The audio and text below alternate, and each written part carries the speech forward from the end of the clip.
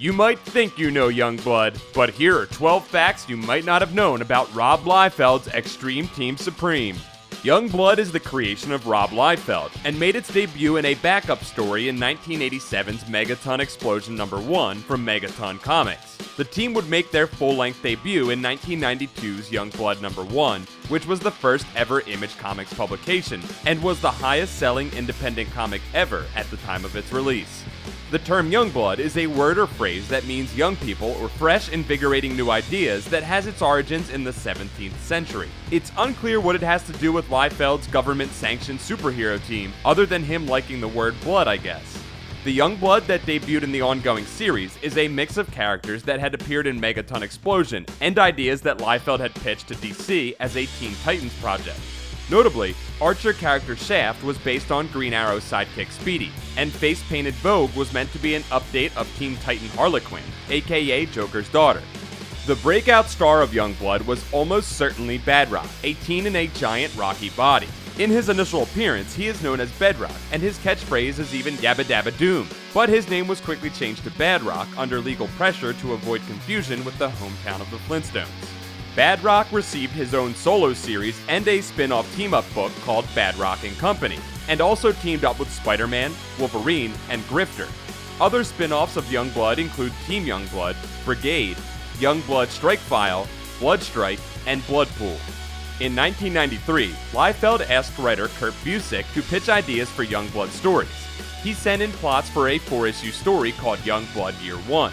Liefeld would eventually solicit a series based on these plots in 2000 as a series called Youngblood Genesis. As Liefeld was credited as full writer and not just plotter on the series, Busiek asked his fans not to buy the series. It was ended after 2 issues.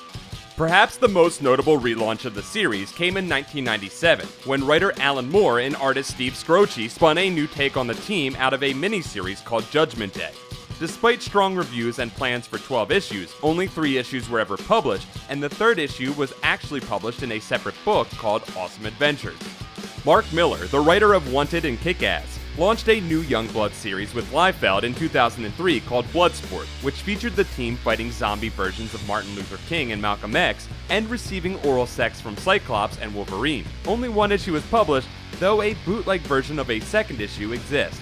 In 2004, Robert Kirkman of Walking Dead fame wrote a new Youngblood book called Imperial, with art by Murrah Michaels, about a superhuman arms race between the US and China. Following the previously established pattern, however, only 1 issue was ever published, despite issues 2 and 3 being solicited.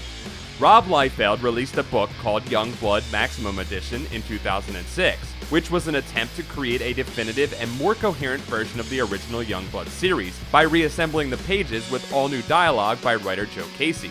Casey would subsequently launch a 9-issue Youngblood series with artist Derek Donovan in 2008. Yet another new Youngblood series was launched in 2012, though not with a new number 1, but with a number 71, a numbering based on all issues of the original series, plus spin-offs and later miniseries. This series ran for 8 issues, ending with number 78.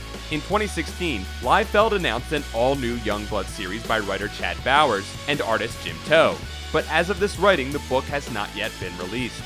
According to Liefeld, there were plans for a Youngblood animated series on Fox in 1995, in an hour block together with a Cyberforce series, but Marvel soon signed an exclusive with Fox, and so the series never materialized, though some clips, including the intended opening for the show, were created.